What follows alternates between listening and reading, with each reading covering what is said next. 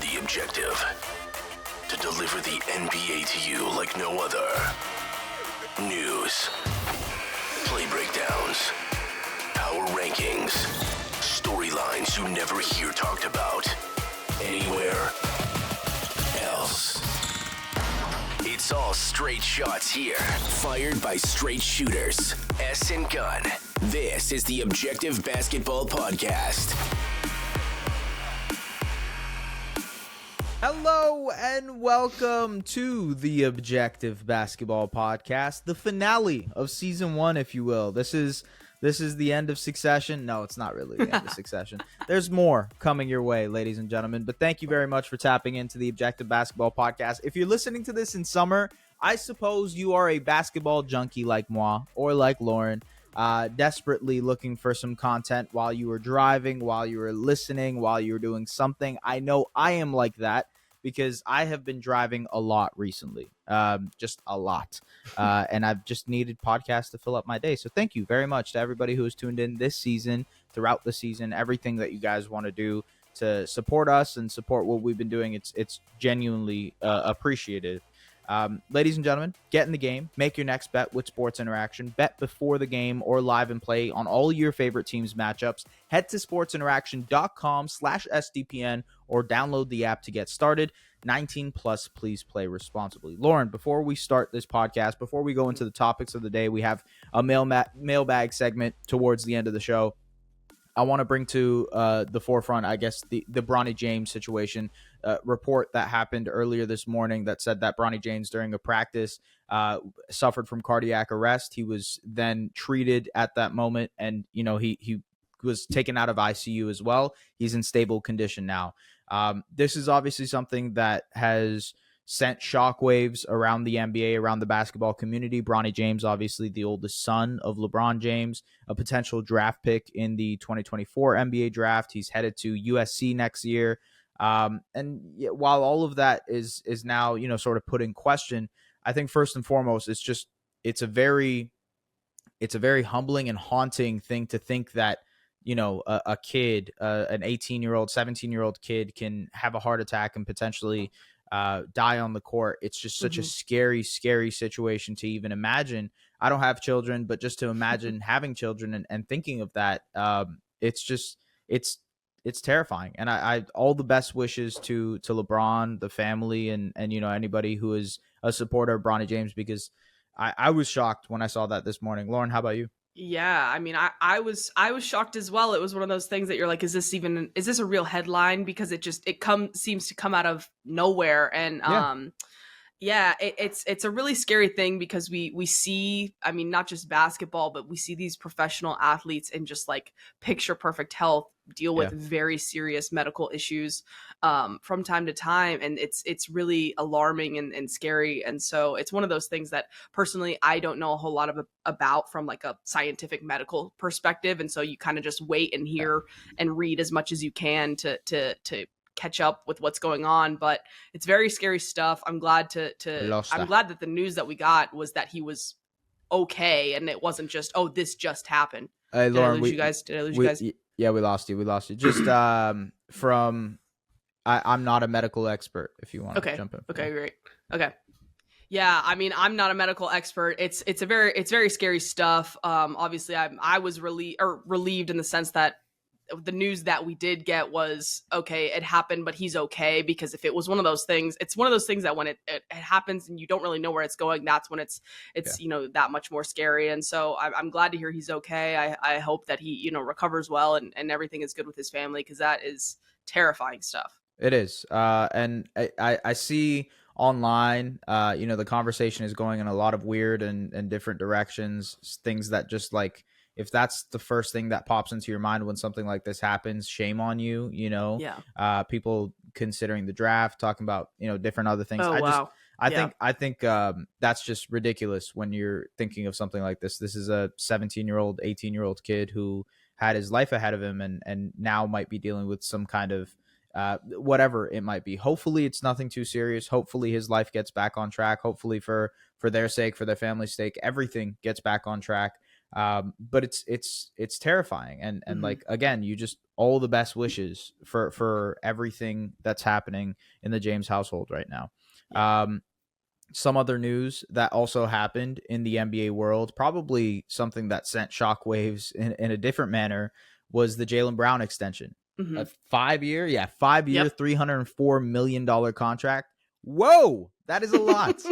That will send shockwaves just by the number. That is obviously, ladies and gentlemen, the richest NBA contract in history thus far. He won't be the first. He is the first. He won't be the last when it comes to rich NBA contracts. This is just the beginning of a new wave of massive contracts that are going to be handed out. We're already seeing guys like Desmond Bane and John Morant and, all these guys getting their extensions, LaMelo Ball, Anthony Edwards. All those guys got massive max extensions already. And Jaylen Brown, after making an All-NBA team last year, was eligible for a Supermax. They very handedly gave him that Supermax. Lauren, before you go, I have some. Actually, no, I'll let you go first. Okay. I have some opinions on this because I've seen the conversation online about Jaylen Brown and everything around him, and obviously the money, and is he worth that type of money? Where Boston is at? How does this hamstring them? The Supermax deal, et cetera, et cetera. There's a lot of ways to approach this. Where do you sit with Brown inking a 5-year, $304 million contract? Yeah. Well, okay. So my perspective when it comes to the contract extensions and these Supermax that get offered to guys, I don't want to say it's necessarily the popular opinion or the knee jerk or even the fun reaction, but you look at these situations, and we've talked about Boston and the situation that they found themselves in from a roster construction standpoint. And you're talking about, okay, this team, when you look at the expectation from year to year for this Boston Celtics team and how old Jaylen Brown is, just where he's at in his career, and you really kind of come to the point, or to the conclusion in my mind, the only conclusion is that you either pay him or you trade him. There's no, we're going to get a discount, or he's worth this specific amount because of this, or because, so-and-so thinks he can't dribble with this hand. Like, it doesn't work that way. You know what I mean? And so to me, and we've talked about how we always were like, they're going to pay him. They have to pay him. And it's one of those things where you just, if the Jaylen Brown, Jason Tatum pairing in the long term isn't something that works, or they're not collectively worth, more than well over $500 million, then that's something you figure out later. And so to me, it was never a question of what's that dollar amount going to be. It was, is the 5th year there? Is it a player option? How happy do both sides look that they got a deal done? Because I think most people felt that a deal was going to get done. And so, we'll talk more about Boston for a long time. But as far as the situation right now, I think Boston is just happy to get a deal done. I think Jaylen Brown is happy to have 5 years with the player option. And I'm curious to see kind of how things start at the beginning of the year, and how happy things look. Is there no player option? There's no player option. Okay. There is a trade kicker, though. So if he does get traded, he gets a certain percentage extra on top of it. And I think that trade kicker changes every single season. So depending on how far into his contract is, he could get a massive payout from that trade kicker. Interesting. Yeah, Interesting. The deal is essentially fully guaranteed. There's no kind of wrinkle in here that makes it less or more. He's getting $304 million regardless of where he goes. And look, Brown is a guy who is inherently an incredible basketball player, but also has some flaws to him. Yes, he struggles as a ball handler and as a dribbler, and he isn't that type of guy. And the Celtics have put the onus on him and Jason Tatum to be more of those guys, to see how much extra juice they can squeeze out as creators, as on-ball creators with those guys. I will say, I think his more ideal role is as an off-ball scorer, as a guy who's going to be attacking tilted defenses, as a guy who can, use his athleticism to essentially do that. And man, even despite that, he still averaged 26 points last season. He was an all-NBA player. He did it on incredible efficiency. 49, what is it here? I have it on 49, 30, 34, and 78 shooting splits. It's not incredible three-point percentage, but still, he just scored an incredible amount of points last season. 27 points that's a lot of points, ladies and gentlemen. Especially when you're playing with Jason Tatum. Yeah. He was an incredible release valve scorer. He was a guy who was great for certain stretches in the playoffs. I thought he was awesome in their first round series. It kind of became a little bit more skittish in the second and third rounds against Philadelphia and Miami. And yeah, there's going to be questions about what he can and can't do and how you're supposed to mitigate that. But the question is, you have to, as a basketball team, find ways to complement and supplement the things your stars can't do. Jason Tatum is not necessarily your point guard, your creator. He can do some of that. He's grown and developed into that, but he can't do it at a full rate, at a full-time basis. Jaylen Brown is probably worse than Jason Tatum is as a creator, as an on-ball creator. And I just think you have to find ways to facilitate that, to make it easier, to make Jaylen Brown's life easier. And that'll be them moving forward, how Boston is able to sort of build this roster around these two, albeit expensive stars. And yeah, there is the discussion of the Supermax and what it does in terms of limiting teams' flexibilities, especially the Boston Celtics, who are now going to be a tax team for a very long time, especially if they want to keep this core around. They have Porzingis, they have Tatum, they have Brown. That's their trio now. They extended Porzingis as well earlier this summer. And how they're able to create a team around that with the amount of stringent, is that the word? I'm using the right word. Yeah. Stringent, kind of limitations that they have, especially with this new CBA, that is going to be a massive hurdle. There's no question about that. But it is better than the idea of trading Brown for not equal value. And again, like I mentioned, this is a guy who's in his prime, an all-NBA caliber player, has been the second best player on a team that has been to multiple conference finals runs and almost went to 2 NBA finals. I think I'm down on Jaylen Brown compared to consensus. I'm a guy who really doesn't I think some people think of him as like a top 30, top 20 player. I'm more so a top 30, top 40 player for Jaylen Brown and what his limitations are as a player. And I still think it's a fine deal because what were the Celtics going to do beforehand? Do you think they're going to just trade Jaylen Brown with no years left, 1 year left on his contract and essentially get scraps for him? Were they going to package him and everything else they had to go and trade, get Damian Lillard, which, oh, by the way, didn't seem like he was interested in going to Boston. And also it would have cost you more. And also Dame's contract, it's not like it's the greatest and he's older. And so where is the upside here in not signing Jaylen Brown to that extension? The one argument I can hear is, oh, well, they should have traded him earlier. And okay, so maybe it was a Kevin Durant deal. Maybe even before that, it was the Anthony Davis deal. I'll just look into those two things. Anthony Davis said he didn't want to go to Boston. It was done. From that point, it was just never going to happen. There was James Harden rumors that also kind of were there, but I don't think that made a ton of sense for Boston either, just because of age. The one that you could argue is Kevin Durant. And if the Celtics should have made the deal for KD in that moment when they had Jaylen Brown, they just came off the NBA Finals, would that have made sense? And I look at that and say, yeah, you can probably sell yourself on the idea that they should have made that trade that back then if it was available to them. But at the same time, you're looking at a KD who is 34 years old, who has 3 more years on his contract, who is also, I believe he gets paid $50 million in those 3 years, $50 million plus in those 3 years. And now you have Jaylen Brown, who's 28, 29. You have him for his prime and extended. I understand that Kevin Durant is a much better player, much better basketball player, and you probably are going to be a championship contending team regardless of that trade. But that is the one argument I would make if people are saying the Jaylen Brown extension shouldn't have happened. It's not this summer. It's last summer. They probably should have went harder for Kevin Durant. They didn't. They decided not to, and now they were in this position. In the position they were in this situation, it's a no-brainer that they should have extended him, because what else were they going to do? It wouldn't have made sense to do Damian Lillard. It wouldn't have made sense to trade him for scraps.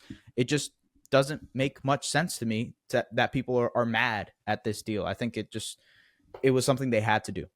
Yeah, and even looking back, I'm glad you brought up Kevin Durant, but even looking back, I think it says a lot when you're thinking about the timing and where Boston has been at and everything that they've had to kind of deal with over the last couple of seasons and kind of navigate through.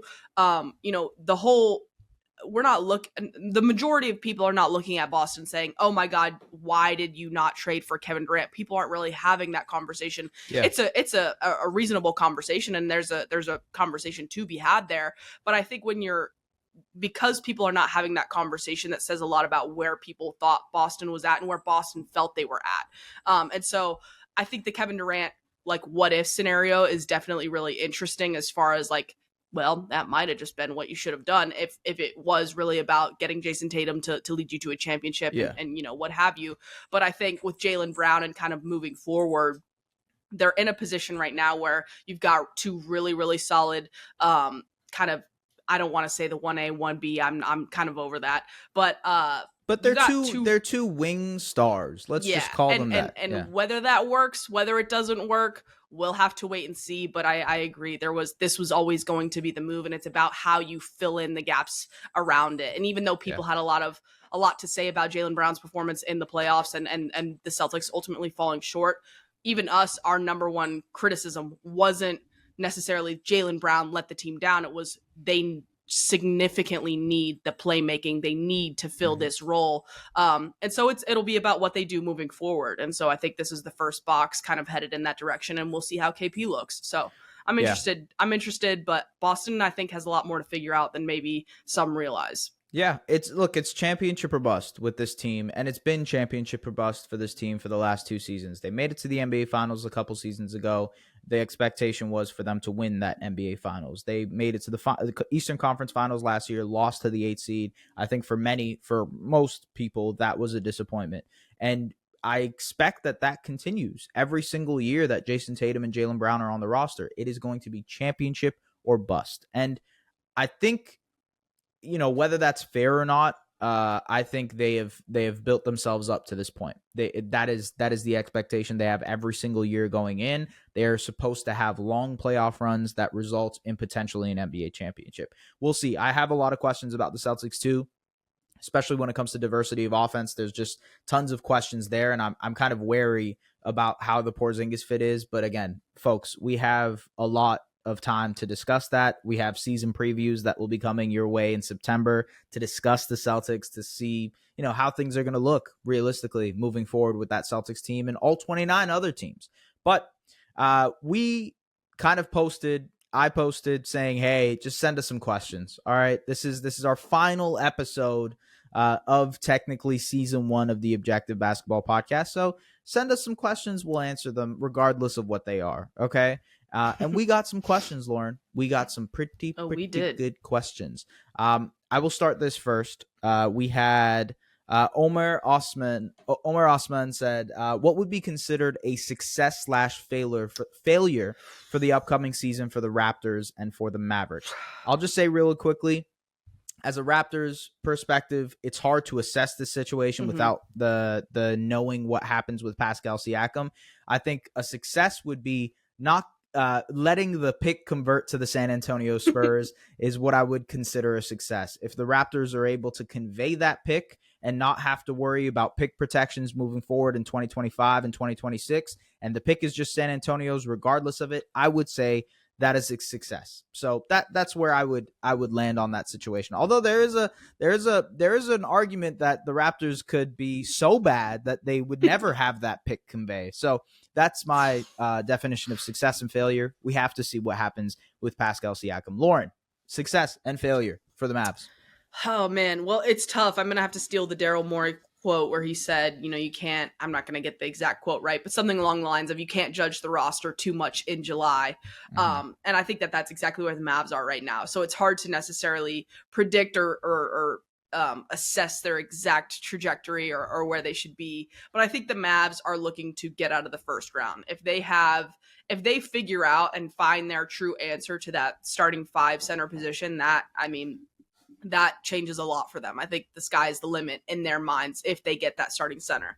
Yeah. So I think right now, realistically, even just whether you have the starting center or not, no matter how Rashawn Holmes looks, if he can look the way he did before he was kind of out of the Kings rotation and the personal stuff, if he can go back to looking like he was the last time he was a starter in the Kings, in a Kings jersey, then I think Dallas will be in an interesting spot, but they still have a lot of things to figure out. But even just with Kyrie and Luka and having that talent at the top of your roster, I think that they feel like if they don't make it out of the first round, it's a failure. Yeah, I agree with you. And I think I really do love what you guys have done this summer, just based on what was available to you and what was possible and what was achieved. It's a huge success. Got 2 draft picks, added 2 prospects into the group. You were able to get Grant Williams. You have Josh Green, who probably is going to develop. I have a video coming on Josh Green in August. Come check that out. But then also you sort of rounded out the roster to make more sense around Kyrie and Luka. Mm-hmm. I will say, I think you guys get a new starting center by opening night, and I think that starting center is Clint Capella. And I think that starting center will be somehow swooped into this Raptors, Hawks, Mavericks trade that almost seems inevitable that is going to happen. So we'll see what happens. Maybe Maxi Kleber is a Toronto Raptor by the time we're done this conversation. I'm kidding. But I know the Clint Capella thing I think could very much so happen. Okay. Trey, pull up Trey, my guy, said, who is the young team that makes the leap in the standings next year? I'm just going to go ahead and say it. I think it is. I think we both agree on this team. It's going to be OKC. Yeah. And I would be very surprised if OKC is not a top 10 team next year. But I also wouldn't be surprised if they are a top 6 team in the Western Conference next year. Yeah. I believe Chet Holmgren really completes that team in a really great way. They're going to have internal development from all of their young guys. Some of the young guys showed out really well in the summer league. Maybe Ousmane Dieng has a little bit of a burst here. Maybe Jalen Williams or Trey Mann. I just really believe in this OKC team. I think they're ready to win, potentially 50-plus games. So I think OKC is going to take that leap. Do you agree? I do agree, and I'll give the Orlando Magic an honorable mention that I think that they not as surefire as OKC, but I think that they're capable if they can figure out a couple of these roster log jams. So I agree. See. Yeah, I think OKC and Orlando got to be the picks there, regardless. East and West, if you will. Yes. Okay. So Chelsea sent us a bunch of questions. Shout out to Chelsea. She's helping us fill time here, ladies and gentlemen. Dark horse to win the 2024 NBA. I'm assuming she means title. She didn't complete the sentence, but I'm assuming she means title. So I'll pick a dark horse. You pick a dark horse. My dark horse to win the NBA title next year would be, dark horse. It's kind of hard. Yeah, it is kind of hard. I would say, are the Los Angeles Lakers a dark horse? Is that a dark horse? I think some people would say no. I would say yes. Just given recent, I think it's fair to say that they are a dark horse. Well, look at the West, right? It's Denver, it's the Clippers, it's Phoenix. Not everybody's going to say the Lakers. I think the Lakers could win the title next year. I wouldn't. Yeah. Okay. I think they could too. What's your pick? It is hard because it's one of those, if you're not picking, in my mind, anyone that's not Milwaukee or Denver is a dark horse. That's truly how I feel about the state of the league right now. So then just pick Boston. That's the best pick available. I'm going to say, God, this is hard. It's actually pretty hard. Boston, I feel like, is the easy answer. God, I hate this. I actually hate this. I'm going to go with Phoenix. I'm going to go with Phoenix. By your standards, that makes sense for it to be a dark horse. I get it. I understand. But nobody would be surprised by the Suns winning an NBA title. I think a true dark horse, I don't expect them to do it, but they could do it, is the Clippers. This is like the IG story you just posted with Breyers Vanilla. Okay, you were picking Breyers Vanilla essentially right now. I'm sorry. You were picking. I'm so glad you saw that. The Phoenix Suns are the Breyers Vanilla of this conversation. I know. It's weird because we're going into this next season, and I really truly have so many questions with so many teams that are not Milwaukee or Denver. So I'm curious to see how they look, especially when you're looking at the Warriors and the Suns having extreme kind of new looks. Memphis for their period without Ja. Boston. I changed my mind. My dark horse is Memphis. I forgot about them. Okay, yeah, that's fair. That. That's fair. I like that. I mean, Memphis, so it's tough, but it's what I find so fascinating about this next season and just the parity with the league is that even the teams kind of towards the top and that seem established with their stars and even previous years have major questions. They're not small questions, they're major ones. So we'll see.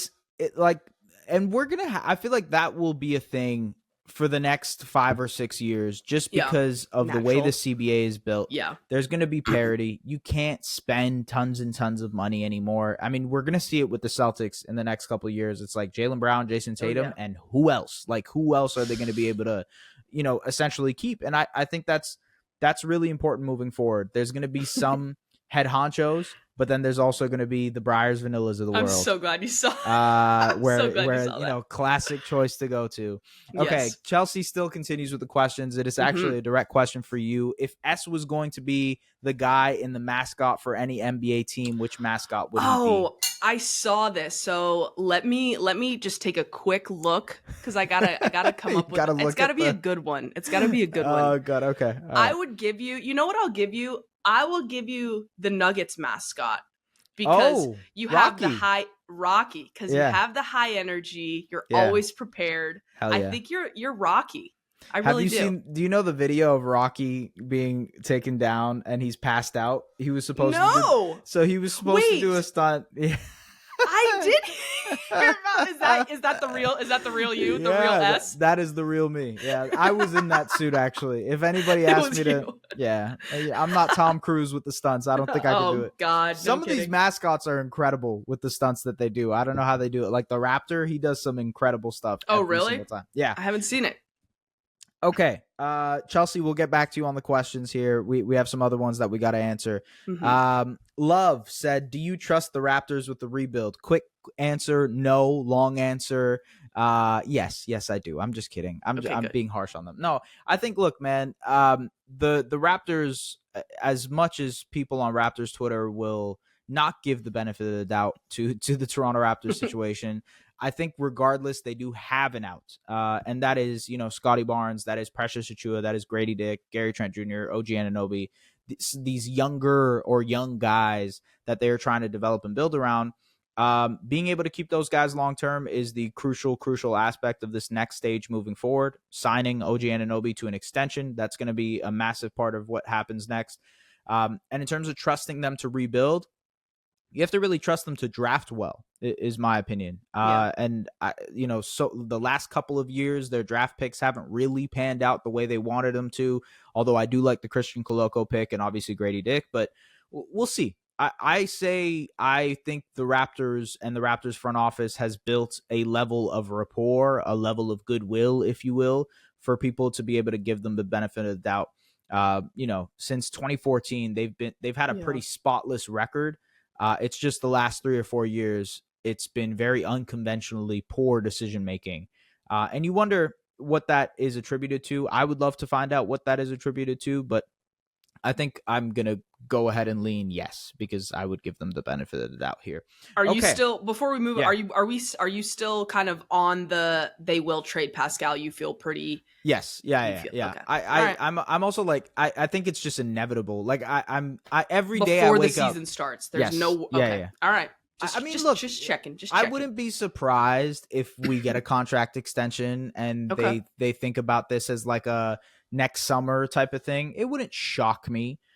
But at the same time, I just think reading the tea leaves, reading the reporting, reading everything that's happening, and also just hearing what's happening, it seems like it's just inevitable. From what I've heard, from what was reported to me, a Hawks deal was almost done. It was almost completed, and the holdup was DeJounte Murray, and DeJounte Murray not necessarily wanting to go to Toronto, and he signed that extension because of that. So this isn't new reporting, but this is just something I heard, and like that's part of it here. They just didn't see eye to eye on that. DeJounte didn't want to go to Toronto. Pascal is not working it out with the extension stuff. So I think that's a huge hurdle that the Hawks are trying to go over.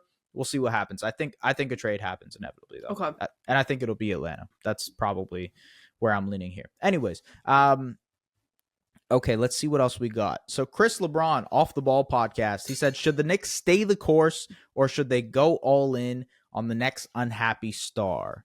Who do you think the next unhappy star is? Is it, does Dame count? No, not really. I don't think Dame counts. It's hard. I kind of feel like it's going to be Cat. Okay. And if it's Cat, no. Then no, the answer is no. The Knicks should stay the course. What if they can get Cat for pennies on the dollar? Because massive extension, he's on a massive dollar amount. Yep. Maybe you don't have to empty the treasure chest here to be able to go and get Cat, you know? Yeah. It's hard. I was asked this question on a podcast recently. It's like, hey, should the Knicks wait for Joel Embiid or should they just go after the next star? And I'm like, man, if that next star is going to be affordable to the point where you can maybe get them and Embiid, then yeah, you go ahead and do it. Because let's say Paul George, let's say the Clippers, they don't see eye to eye on a contract extension with either Paul George or Kawhi. Mm-hmm. And those guys at age 34 and 35 or whatever they are, especially with their injury histories, they're not going to cost what they actually would if they were healthy and in their primes. Right. So I think like if you could get Paul George for, I don't know, RJ Barrett and a couple of, well, I don't know exactly what the deal would be. I have to sit down and think about this. But like if you were able to get him for for less than what he's worth, you go ahead and do that. And then you can still go for Joel Embiid later. I think my stance is that they should be holding all their chips for Joel. Okay. But like if a star comes along and it's not going to cost you too much, I think they should listen to it. Yeah, I think it will depend on who the star is. I personally don't love the Karl Anthony Towns fit because I feel like it limits them in certain ways.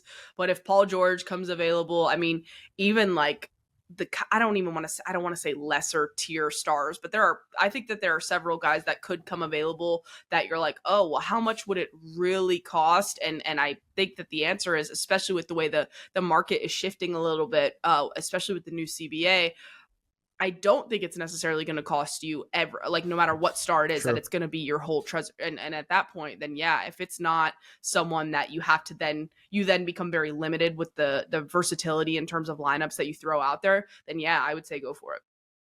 Okay.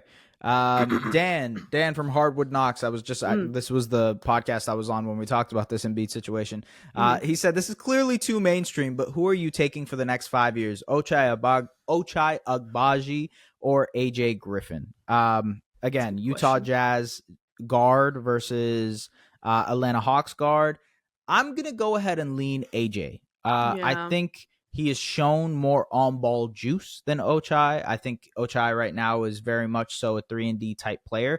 They're both so stout, though. Have you seen their shoulders? They both have incredible shoulders and arms. I would love to get their workout routine.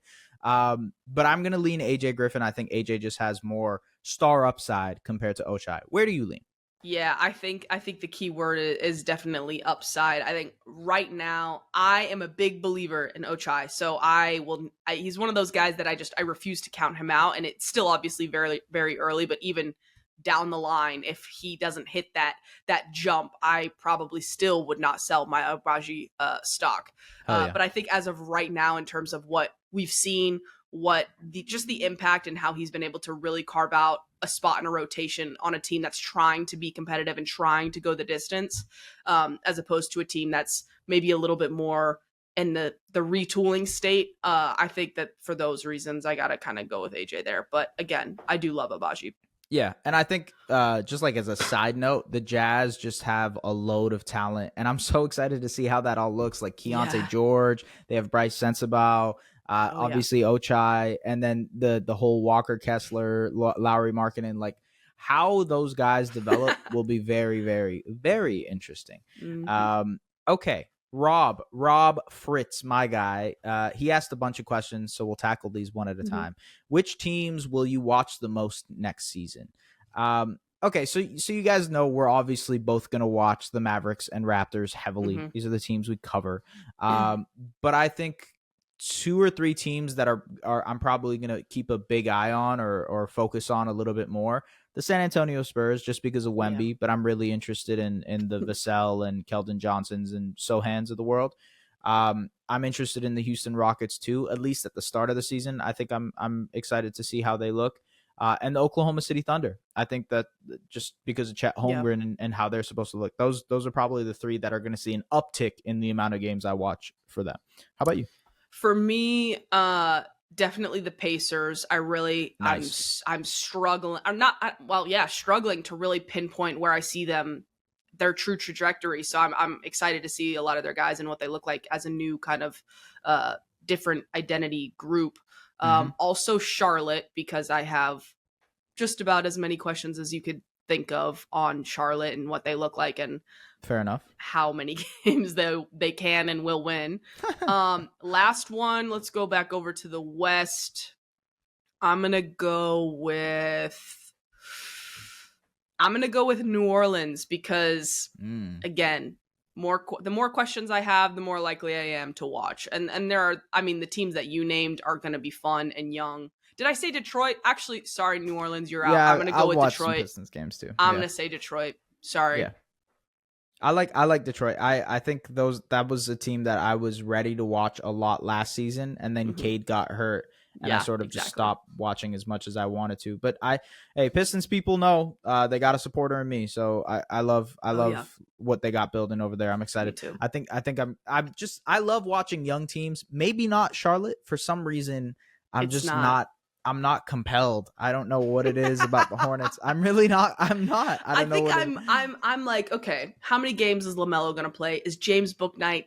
What's going to happen there? Like, I don't know, man. I know. And it's like, they're individual guys that I'm like, just keep going. And I just don't know if it's going to last. And so big Kai Jones believer, Lauren Gunn. I love Kai Jones. I love Kai Jones. So we'll see. It's kind of sad at this point, but I mean, Charlotte and Houston, I did a list last year. I'm going to keep doing it this year, but Charlotte and Houston were my least watched teams. And I think I watched like 5 Rockets games and 3 Hornets games. I will be very interested to see how many Hornets. I know I'm going to watch more Rockets games than that this season. I will be very interested to see how many Hornets games I actually end up watching outside of the ones that they play against the Toronto Raptors. Okay. Rob continues on. What about your teams are you most worried about? Quick and easy. Where the hell is this Toronto Raptors team going is the very, very quick answer to that. We've covered it at nauseum on this podcast, but they just seem very directionless right now. Picking a direction would be a very important part. What I'm most worried about. Lauren, Mavericks, what are you worried about? Luka leaving in 2027? Okay, uncalled for. Hey, Lean Luka is here. According to Tim McMahon, Lean Luka is here for the 80th time. I think for Dallas, it's got to be who gets that starting center spot, and I don't think it's necessarily going to be established on night one. Hopefully it is. Fingers crossed, but barring any trade right now, that's pretty up in the air. So even on night one, I'm not even going to put a whole lot of stock in that being the starting center for the majority of the year. So I'm curious over the course of the season, who establishes themselves and wins over that spot. Okay, I like it. Rob, your last question is going to take far too much thinking, and we don't have a lot of time, so we're going to keep moving it forward here. Vince asked, what's the Lakers' next move? Do you like their depth so far? Is there another move that they will make? I think the move is sort of related to the Mavericks here, and maybe they end up adding a Christian Wood. If it is true that like Wood is going to be going for the vet minimum, I would not. I mean, why not take that kind of swing if you want for the Lakers? I also think just from the Lakers perspective, they built out the roster really well at the trade deadline. It helped that they were able to re-sign all of those players. And it also helped that they were able to kind of fine tune the rest of the roster to work a little bit better. I think Taurean Prince is better than Troy Brown Jr. He's going to provide a little bit more as a wing player. I think Gabe Vincent and Dennis Schroeder are somewhat comparable players, but Gabe Vincent gives you a little bit more perimeter shooting. It helps you on that end. He's almost as good of a defender as Dennis Schroeder is, so I think you're not losing too much there, and you might potentially gain some upside as a scorer. You're obviously the main point with the Lakers is going to be focusing on how Austin Reeves develops, how the rest of the team kind of coalesces, and obviously the health of Anthony Davis and LeBron James. But as I mentioned earlier with like the dark horse contenders, I would not be surprised if the Lakers win an NBA championship this year. They have the depth for it. They have the stars for it. And I so far just like I really like what they did this summer. So Lauren, if you want to mention anything on the Lakers. Yeah, no, I think it will be Christian Wood. we'll see what that looks like. I think it just makes sense for both teams. I think if you're looking at what the Lakers did, you obviously mentioned the guard rotation, but if you're looking at their roster and just how many wings that they have in big wings, it's kind of time to add a little bit more front court depth and some versatility there. And what does that look like? I think that looks like a more offensive oriented stretch big, and that's Christian Wood. So I also think for Christian Wood's sake, I think he's going to be interested in that, because while he does not want the vet minimum, I think going to play in a Lakers uniform where lots of nationally televised games, a team that is expected to go far in the playoffs, that's what's going to ultimately lead him to the next contract that's a little bit closer to what he desires. So I think that's where we're headed. Yeah, I agree. So someone with just a bunch of numbers in their Twitter, 24T10125. Thank you very much for the question. He said, what do you think Precious's ceiling is as a player, his most likely outcome, and the areas that he needs to improve? Funny enough, Mr. 24T10125, I just recorded an off-season podcast regarding that exact same thing about Precious Achiuwa. It will be out in August. So if you're tapped in here to the Objective Basketball Podcast, just refresh your feed in August and you will see it there. It is a 30-minute video on our YouTube page or on audio talking about Precious, his ceiling, and what he might be in the future. So yes, I'm not going to answer that here because you can listen to that once it's out. Okay, let's see what else we got here. Nabil. Cast your NBA Love Island. I don't watch Love Island. I swear I do. Yeah. Okay. Cast away. Do. Yeah. Cast away. I feel like can you read the full tweet? Because I feel like there were some directions there on what he was looking for. Okay. So he said cast your NBA Love Island, but then he also asked name 3 players from the 2021 or 2021 NBA draft that are poised to break out. And then he said, what is your favorite upcoming Barbenheimer NBA matchup for this season? 2 teams, 2 teams with polar opposite playing styles. God, these questions are electric. Yeah, those are good questions. I don't know about Love Island. I will answer very quickly on the Barbenheimer matchup.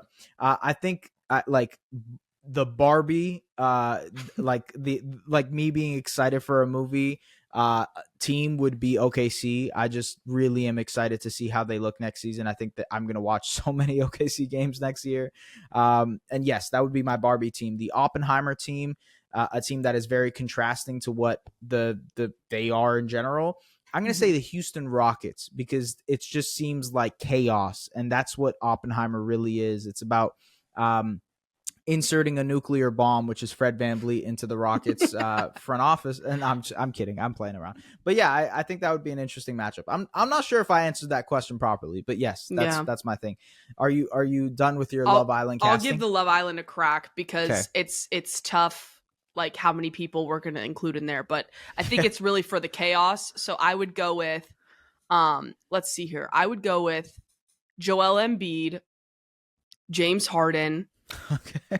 Who else can we throw in there? Let's go with Kyrie, Ja Morant.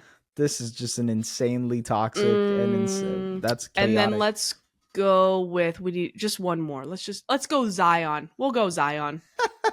There's my mini cast. That would be mini cast. I mean, even on an NBA team, that would be one of the most chaotic teams of all time because of the personalities and the respective things going around with those players. Just oh my God. Yeah. Wow. Okay. Crazy. Very wild.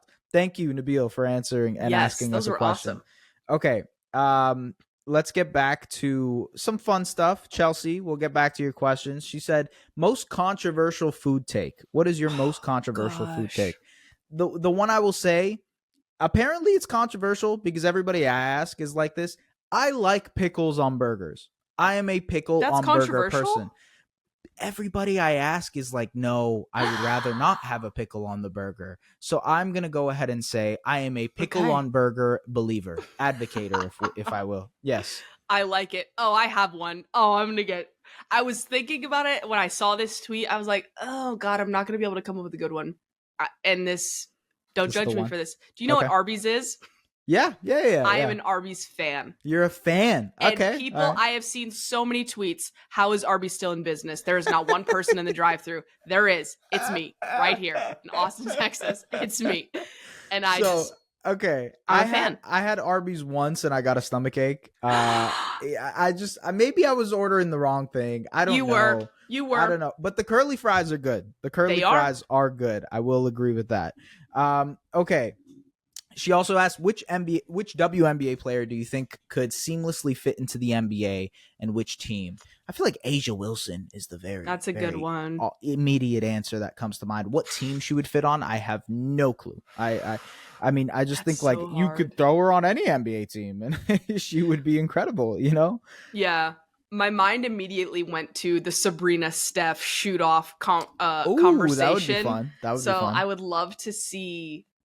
love to see her go head to head with just like pulling up from like range. I would just like a 3-point competition. That would be fun. Yeah, like not even just a competition, but like if you were to throw her into put her on any team, and then all of a sudden, how would that look in terms of how would she be guarded? What would the defensive schemes in the NBA? Yeah, like how would they? I think that would be really interesting. I love that question. That's a great question. That is a great question. Okay, let me see what else we got here. We've got so we have a couple people who have asked like similar questions. Julie asked, "What team are you most excited to watch this upcoming season?" We already mentioned like OKC, you know, some of the other teams that we're looking forward to.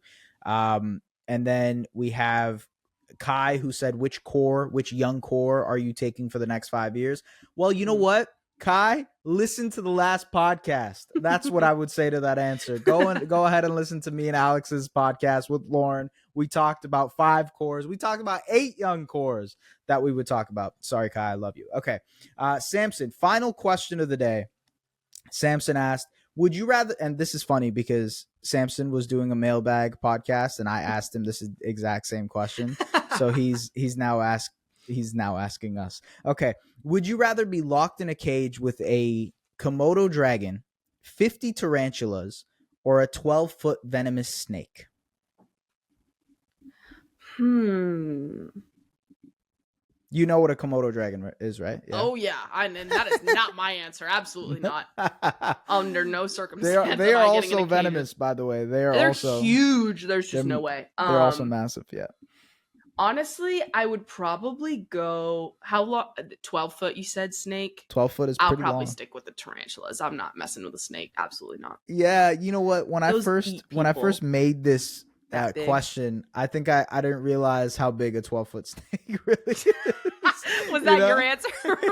Yeah. I would have no, I'm like deathly scared of snakes. You will never catch me running faster than when I see a snake. It will be insane. I will look like Usain Bolt if you catch me with a snake. I'm going to pick the tarantulas. Yeah. I feel like it's just the easy answer.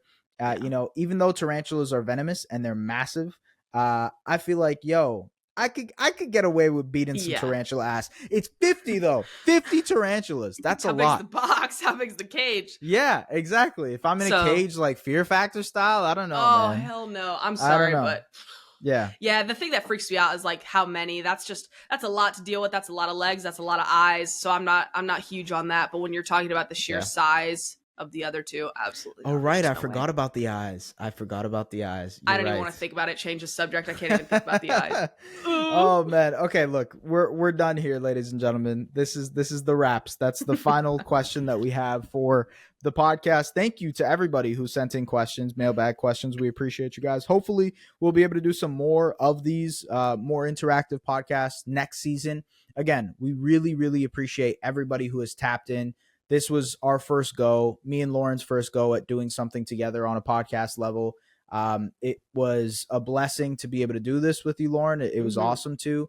And I think, when it comes to just figuring this thing out and like working it out together and seeing how we can make some cooler and cooler stuff, I'm very interested to see how we do it across a full season because we kind of jumped into this halfway. So for fun. Everybody who has listened, thank you very much for tapping in here. Lauren, anything you want to add before we head out? Oh man, I'm looking forward to season 2. It's gonna be fun. It's gonna be fun with you. Gonna be fun with everybody that listens in and tunes in on Twitter and interacts with us. So it's gonna be good. I'm pumped. Yeah, of course.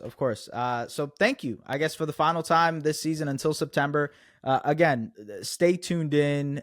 You'll see me on the SDPN channel. I have a little mini series for August to kind of hold people over content NBA wise. And then in September, we're going to be back full flow, season previews, analysis, all the great stuff that you guys expect from us. You will see that right here on the Objective Basketball Podcast, ladies and gentlemen. Thank you so much. From Lauren, from myself, have a good summer. Take care. Follow hosts at Just S. Barahini on all socials and at The Lauren Gunn on Twitter. The Objective Basketball Podcast, delivering the NBA to you like no other.